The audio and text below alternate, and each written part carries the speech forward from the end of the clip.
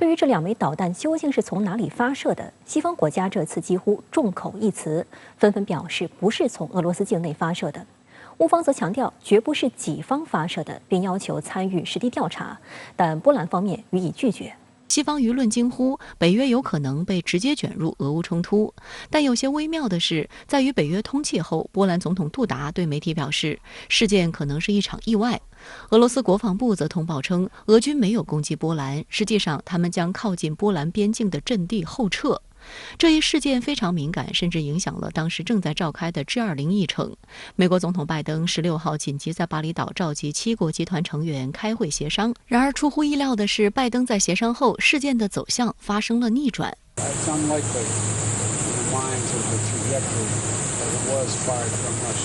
拜登这一定调改变了波兰边境村庄遭导弹袭击事件的性质。分析认为，这显示美国没有采信乌克兰提供的证据，反而推动北约和7国集团不再纠缠此事，选择大事化小，小事化了。世界大战就完全取决于大国关系的这种理性、自治、克制等。因此，我们看在处理波兰导弹坠落事件上，那么显然，华盛顿和这个莫斯科之间，他们之间在这个处理这个问题上有共识。也就是避免事态的升级和失控。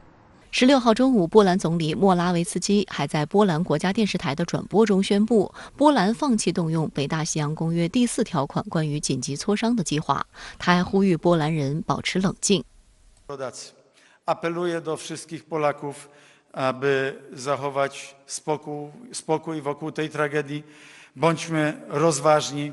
nie dajmy sobą manipulować。北约秘书长斯托尔滕贝格也强调，北约正在调查事件，并倾向于认为这不是蓄意攻击行为。初步分析是乌方防空导弹故障导致，但斯托尔滕贝格表示，俄方仍需要为事件负责。据乌军通报，波兰边境村庄遭遇导弹袭击事件当天，该国遭到俄军约100枚导弹的袭击。观察指出，乌军很可能疲于应付，在操作上发生失误。还有一种可能是由 S-300防空导弹本身所造成。这款老式的防空导弹由苏联于上世纪70年代研发，俄乌均有装备。值得一提的是，虽然 S-300防空导弹安装有未抵达目标则自毁的保护装置，但由于年代久远，自毁装置失效的可能性大为提高。虽然美国和北约都否决了俄方攻击波兰的可能性，并强调事件由乌方应付俄军袭击而发生的乌龙事件，但乌克兰方面对北约的态度相当不满。总统泽连斯基在事件发生后多次强调，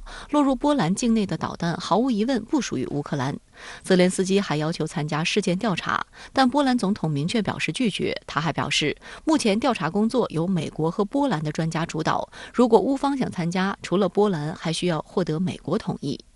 首先就事态而言，乌克兰的表态实际上还是希望把北约拉到这场俄乌冲突之中来，让北约直接下场来支持乌克兰。英国广播公司指出，波兰导弹事件事实上反映出当下北约的分裂，乌方不断拒绝和谈以及极端主义语言和要求，开始耗尽一些西方外交官的耐心，加剧了盟友之间的乌克兰疲劳。实际上，在俄军先后撤离利曼和赫尔松之后，美国国家安全顾问沙利文公开对乌方施压，要求泽连斯基对俄方和谈持开放态度，提醒乌克兰要考虑现实的要求。另据美国国会山报的报道，16号美军最高将领参谋长联席会议主席米莱表示，在波兰境内导弹爆炸事件发生后，他曾试图让下属尝试为他联系俄军总参谋长格拉西莫夫，但最终没能成功让我与他通话。美联社指出，在危机时刻，美俄军事高层缺乏沟通，引发外界担忧。但也有观察指出，美军高层主动去联系俄军高层，显示美方不希望事件恶化的意愿更强烈。而即便美俄军方高层就此事没有直接联系，但仍没有妨碍拜登对外做出俄方不太可能发射导弹的表态。另据波兰本地媒体报道，这不是乌克兰第一次击中北约国家。3月10号，乌克兰武装部队向俄军发射的图141雨燕无人机飞越罗马尼亚和匈牙利，在克罗地亚爆炸。